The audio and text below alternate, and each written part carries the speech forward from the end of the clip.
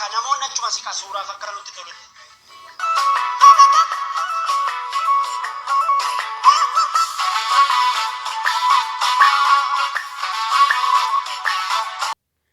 Jira jirtu waan Oromoodhaa akkam fayyaa nagaa keessanii. Egaa warra haaraa waliin bahin Dr.Nimona jedhama. Egaa as mata duree biraa waa'ee jeeqama Marsaan laguu inni sirrii amaloota akkamii qabaa, inni jeeqame immoo inni sirriin taane amaloota akkamii qabaa waan jedhu qabadheen isinii dhufeera. Egaa waan tokko waan iji waliin dubbannaa egaa nama hordofaa. Xurii laguu yookiin menstruation jechuun maal jechuudha?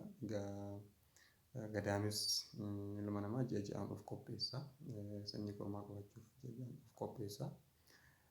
Inni sun of qopheessee sanyii kormaa eeggatee yoo kan dhabu ta'e inni sun gad lakkifama jechuudha. Gadaames bifa dhiigaatiin alatti ba'a. Inni bifa dhiigaatiin alatti ba'u sun xurii laguu yookiin menstruation jennaan jechuudha. Egaa menstruationiin kun amala akkamii qabaa? Inni sirriin yoo maal ta'e inni sirriin taane immoo yoo maal hin taane isa jedhuuf menstruationiin kun average guyyaa 21 hamma guyyaa 35 gidduutti turee guyyaa 21 turuu danda'a, guyyaa 35 turuu danda'a. 21 turee yookaan deddeebi'u ta'e rakkoo hin qabu. Yoo xiqqaate 35 yoo ol guddate immoo yoo xiqqaate 21 ol guddate 35 average 7 irraa 35 irraa 21 7 daba 28 baay'ina dubartoota average irratti jechuudha. Kanaa yoo ta'e rakkoo hin qabu.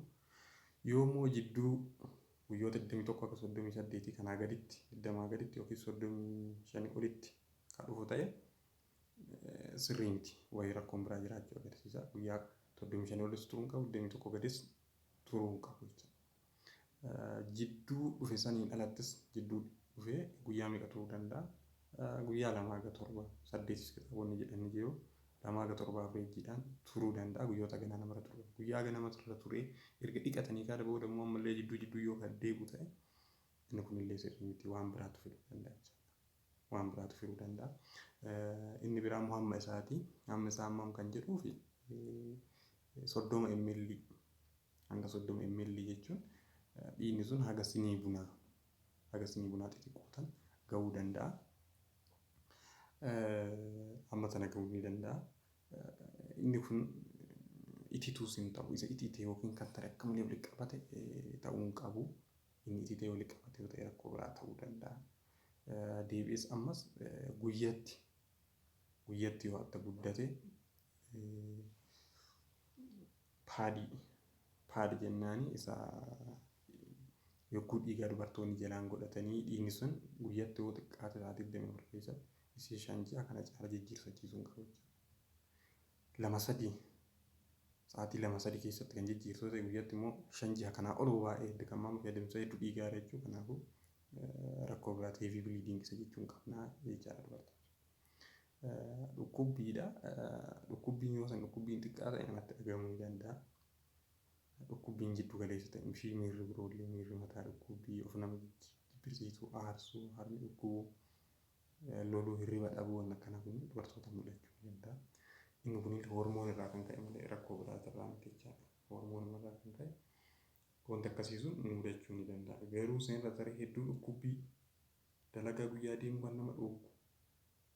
Akka malee aarii mallattoolee biraa akkamii dhukkubbii ispeeshaalii xurii laguu akkamii dhukkubbii yoo ta'u inni kun waan biraa agarsiisa.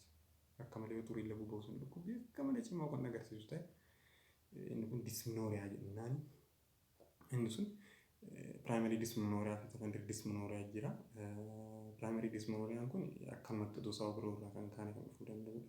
Secondary disminooriyaa kan jennuun kun immoo dhukkubbii biroo qabaate keessaa dubartoota endometriosis waan jedhamu qaban irratti dhufuu danda'a. Kanaafuu dhukkubbii akka malee kan ta'u ta'e inni sun ilaalamuu fi daawaa barbaachisa jira. Yookaan hin taane dhukkubbii jiddu galeessa as gara jalaa dhukkubbii miirri qaamaa dhukkubbii mataa nama dhukkubuu aarii nyaata nama dhuguu hirriba nama raffisuu dhabuu xiqqoo waan akka yaadda'uu nama agarsiisu kun hormoonuma wal qabatu dhukkubbii xurii laguu ni mul'ata jechaadha. Hubanuma jiru. Garuu akka malee dhukkubbii kana agarsiisu yoo ta'e inni sun ilaalamuu barbaachisaa jechaadha. Egaa amaloonni ijoon xurii laguu inni sirrii amaloota qaba. Inni jeeqame jennu yoo maal ta'e? Inni jeeqame jennu yoo guyyaa 2-7 8 turuu danda'a, yoo guyyaa 8 ol ka turu ta'e. Yoo guyyoota 21 gadi dafee kan dhufte, yoo guyyaa 35 ol kan turu ta'e. Yoo jidduutti dhiinni kan jiraatu ta'e. Jidduu ji'aatitti guyyoota namarra turu sanaan ala guyyaa biraallee dhiinni kan namatti dhufu ta'e. Yoo dhukkubbiin isaa akka malee kan nama dhukkubu ta'e. Yoo dhiinni sun akka malee itite ta'e. Kan duraan irraa hammi isaa jijjiiramee kan itite ta'e dhiinni ititaa ta'uu qabu yeroo baay'ee. Dhiinni itite sun waan biraa agarsiisuu danda'a. Kanaaf dhiigni itite yoo ta'e kunillee sirrii miti. Guyyoonni turu guyyaa kanaa ala kan turu ta'e. Guyyoota amma jenneen ala kan turu ta'e. Yookaan immoo osoo namatti hin dhufin dabarsu ta'e. Garuu amma asirratti immoo maalidha? Wanti garaagaraa dabarsiisuu dhabuu danda'u. Amma fakkeenyaaf dawaalee nama fudhate namni tokko dawaa falaa ittisa qusannaa maatii isa jennuun kan of fudhate inni kun haala isaa jijjiiruu danda'u.